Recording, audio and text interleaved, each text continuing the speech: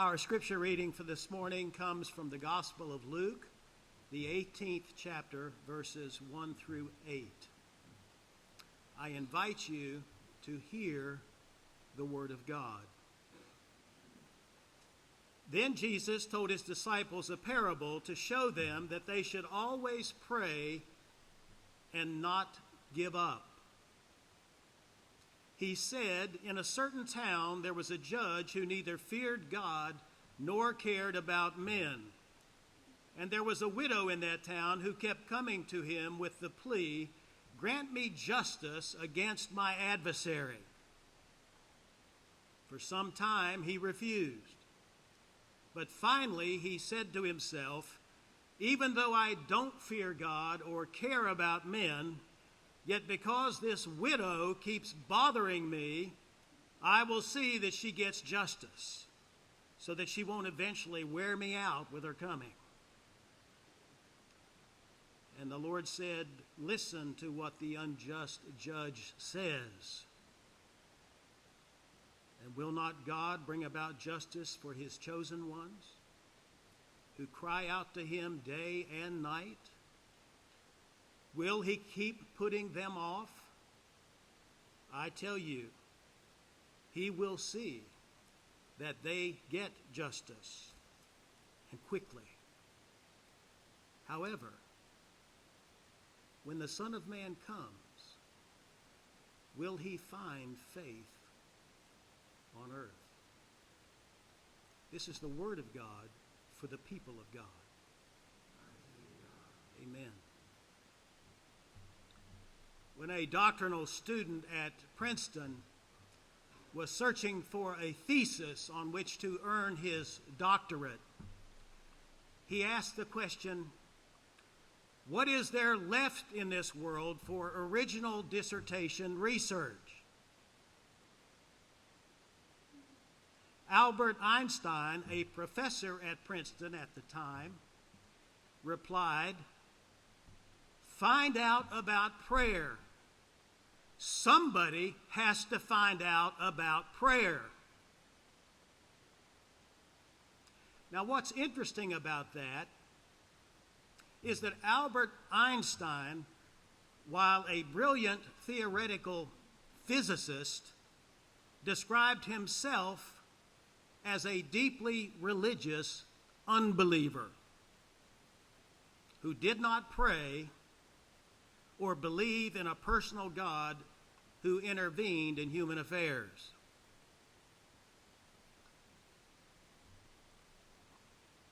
Albert Einstein let his search for scientific certainty keep him from the discovery and exercise of faith.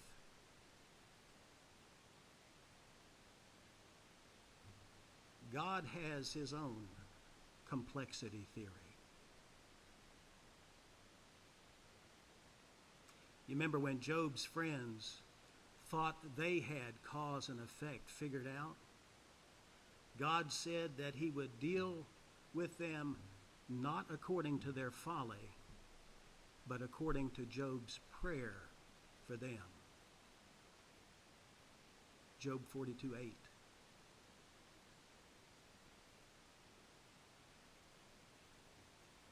Martin Lloyd-Jones, one of the most influential evangelical preachers of the 20th century, once wrote, "Of all the activities in which the Christian engages and which are part of the Christian life, there is surely none which causes so much perplexity and raises so many problems as the activity we call prayer." Now, why would Martin Lloyd-Jones, of all people, say something like that? Well, probably for the same reason you and I wonder about prayer.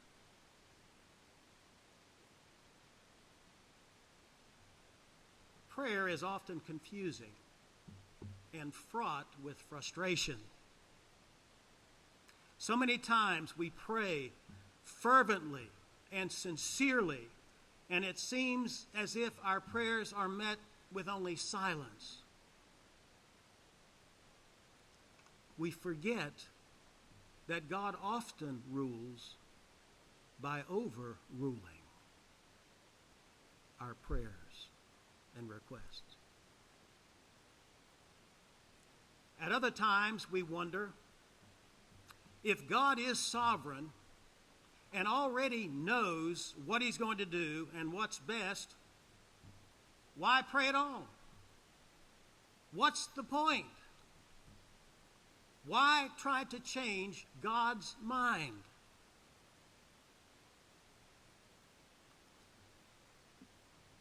Does prayer matter, or is it merely a sanctified form of talking to ourselves?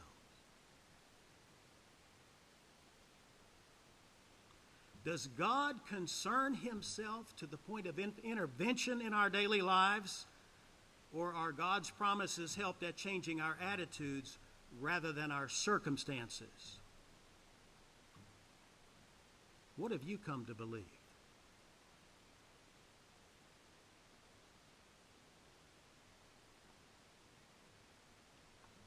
There is great mystery surrounding God's answers to prayer. But one thing is certain. Jesus prayed as if it made a difference and taught us to do the same.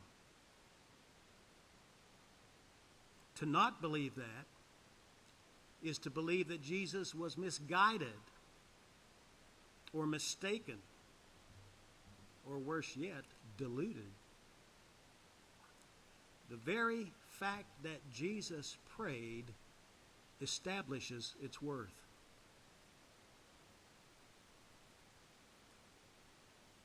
And yet, doubts linger as to the efficacy of prayer, don't they?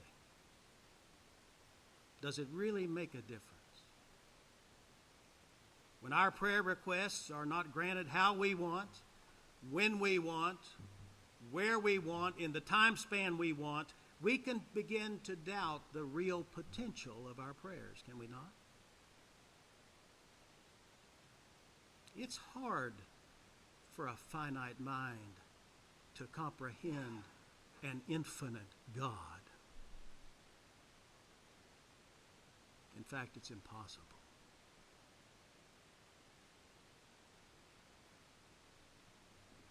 Why Einstein didn't understand that, I have no idea.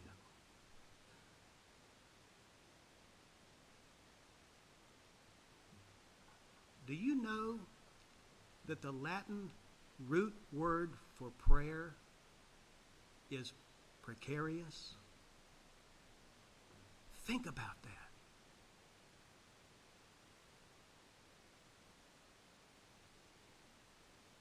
The word precarious means to obtain by entreaty or by asking, to receive something through the favor of another. Relying on someone else's favor is risky. It's uncertain. Years ago, it was common to hear people say, "I'm hanging on by a prayer." You remember that? Prayer is an act of faith, not a formula that guarantees we will always get what we want. Faith operates in the absence of absolute certainty. Prayer takes place in a cloud of unknowing. Prayer is personal interaction with a divine, unseen reality that resists being reduced to a formula.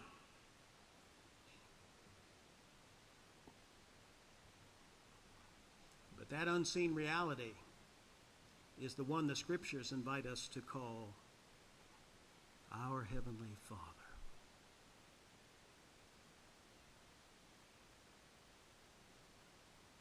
So why do we pray? Most of our prayers fall into two categories: trouble or trivia. We tend to call upon God in times of need. Interestingly, the persistent widow's issue we read about in our text a few moments ago is never identified, and I believe that's intentional. It must have been deeply personal.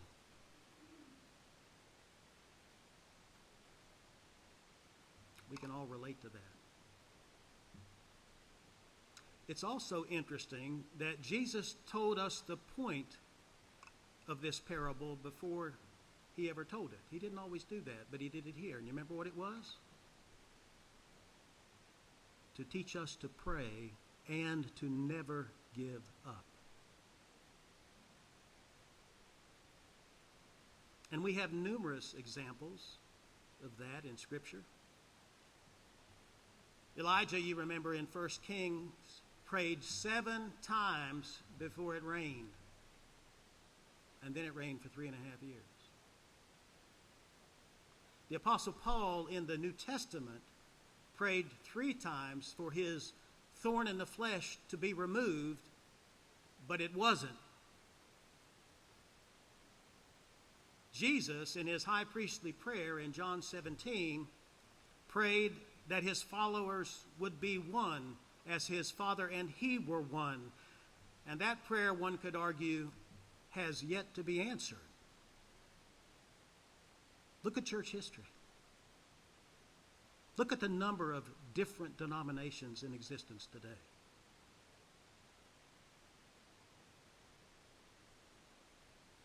But Jesus continues to intercede for us to this very day at the right hand of God the Father Almighty.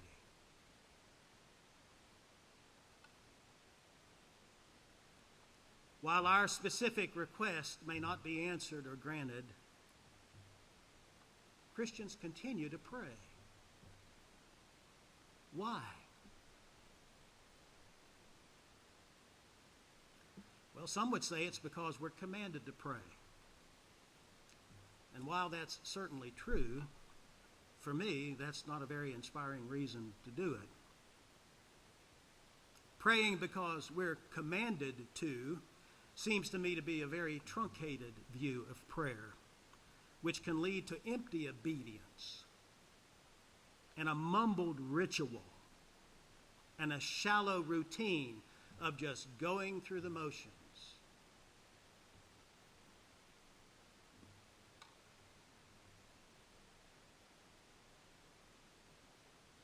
While prayer is a command or a duty, it's much more than that. It's a privilege. We worship a God who listens.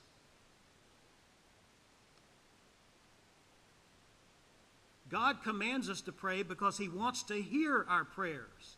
The God of the universe wants us to share our lives with him. What a staggering thought.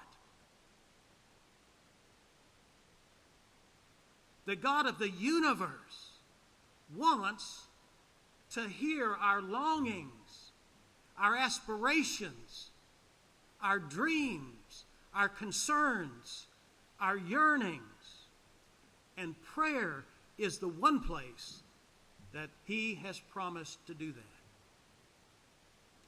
to meet us, to hear us. In Philippians 4, God, through the Apostle Paul, tells us, make your requests known to him. That must surely mean that he's willing to answer those requests in some real way. We must never conclude that our prayers don't matter. Karl Barth is a well-known theologian of the 20th century who had a profound effect on Dietrich Bonhoeffer, and he once wrote these words: God does not act in the same way whether we pray or not. Prayer exerts influence on God's actions. That's what the word answer means.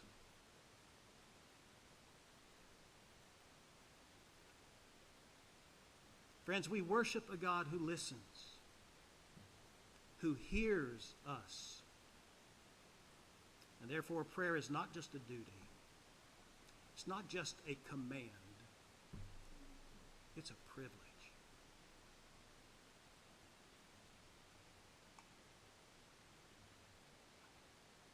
Prayer is the designated instrument of God's power.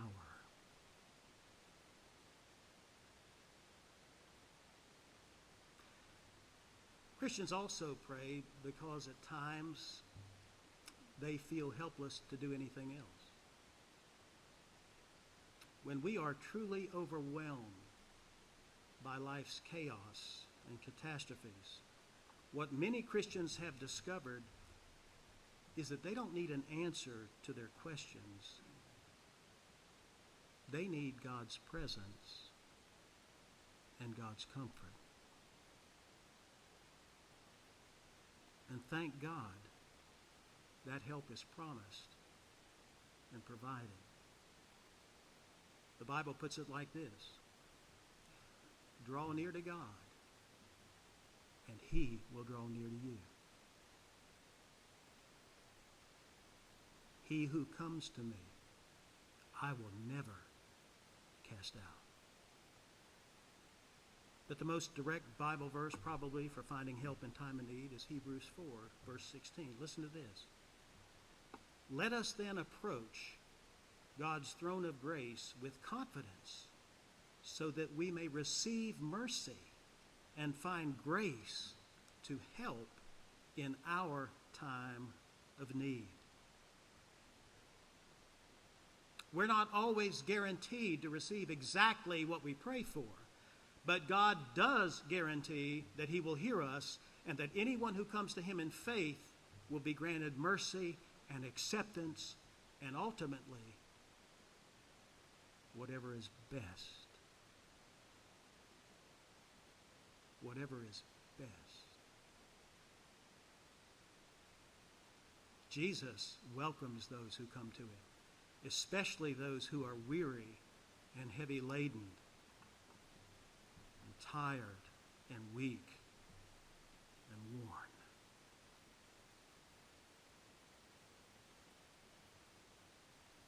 There's a third reason why Christians pray. And this reason isn't because of trouble or trivia or out of a feeling of helplessness, but it's because they have discovered a divine truth. They have discovered that God rules this world through the prayers of his saints.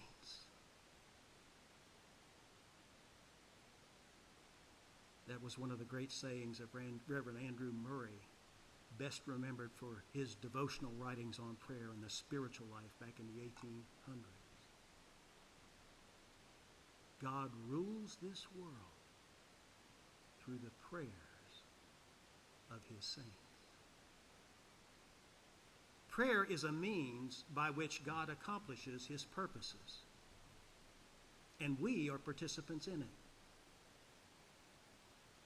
We are not prisoners of, but participants in God's rule and reign over this world. God not only ordains or brings about the end results of his eternal plan, but also the means that lead to those results. You and I are that means. We are the light of the world. Our hands are God's hands in this world. Think of it.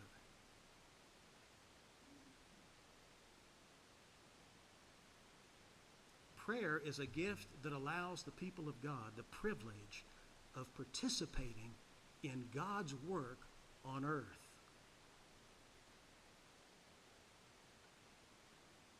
And this is the truth that bridges the gap between an all-knowing, sovereign God and the effective prayers of finite, fallible human beings. The divine secret is that many times God chooses to wait for human initiative, our knocking and seeking and asking before acting, inviting his people into his saving, redeeming activity in this world. Think of it.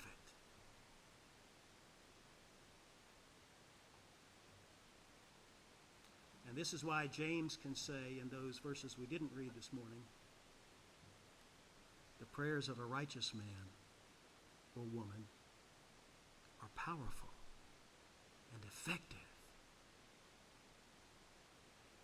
And this is why the persistent widow of Luke 18 didn't give up.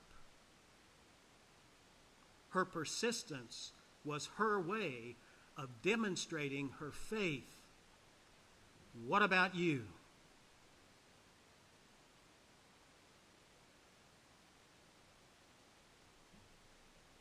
What a wonderful opportunity has been given to us in prayer.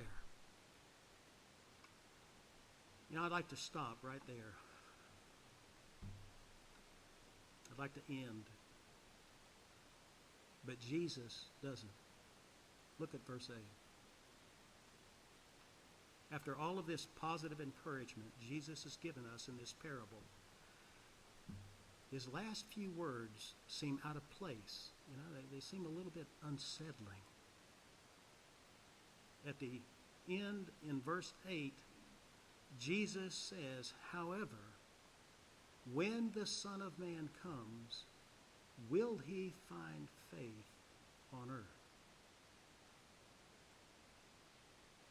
What's happening here? What is the meaning of this verse?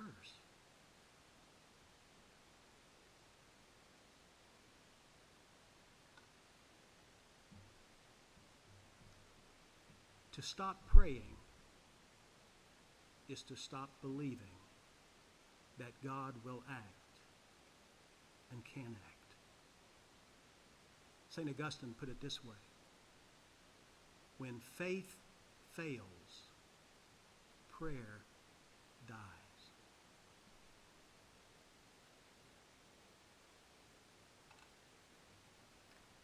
If one day you and I were to awaken and to realize we had not received an answer to one of our most vexing questions, or the resolution to one of our most stressful situations, or the restoration of a broken relationship, all that was because we had given up praying over it,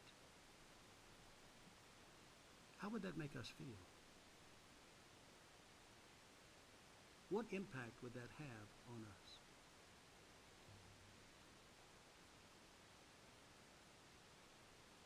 Wayne Gretzky, the Canadian hockey player, a.k.a.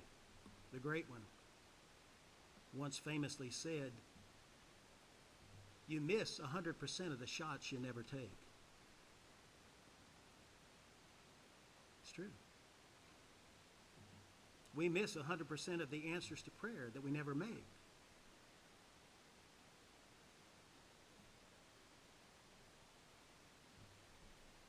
Is anything too hard for the Lord?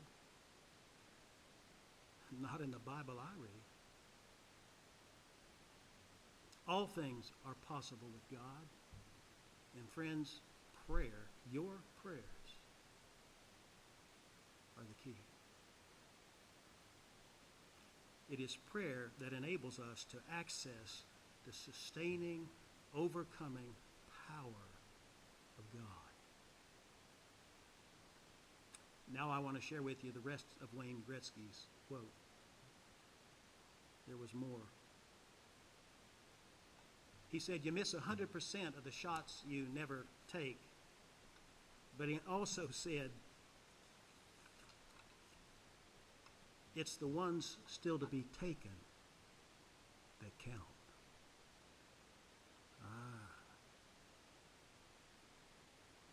somewhere along the way, that's what this persistent widow in Jesus' parable had come to understand. She had learned to always seek and knock and not give up. Prayer is an act of faith. Prayer is putting faith into action. Let me close with an illustration. The story is told of a small town out west who hadn't received rain in over a month. Wow. Yeah. A little bit behind us, aren't they? The land was parched. The crops were withering. The grass had become so dry that it crunched when they walked on it. The people of the town all came together to their Methodist church for a ground-breaking, drought-busting prayer meeting. And the little church where they met was overflowing with people. Everyone in town was there. Looking around, only one little girl brought an umbrella.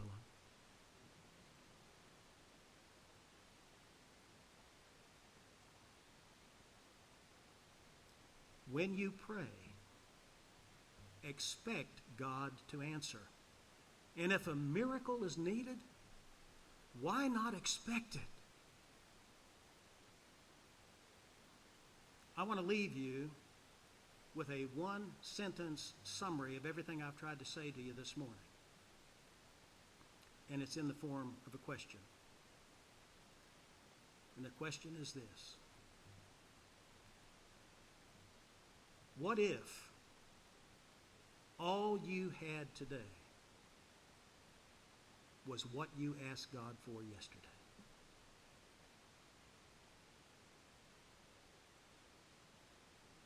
And so that we don't miss a shot, in Wayne Gretzky's words, what if all you had tomorrow was what you asked God for today? Never give up on prayer. Let's pray. Heavenly Father, in the difficulties we face today, guard our hearts, guide our words, show us your grace. May we always turn to you in prayer.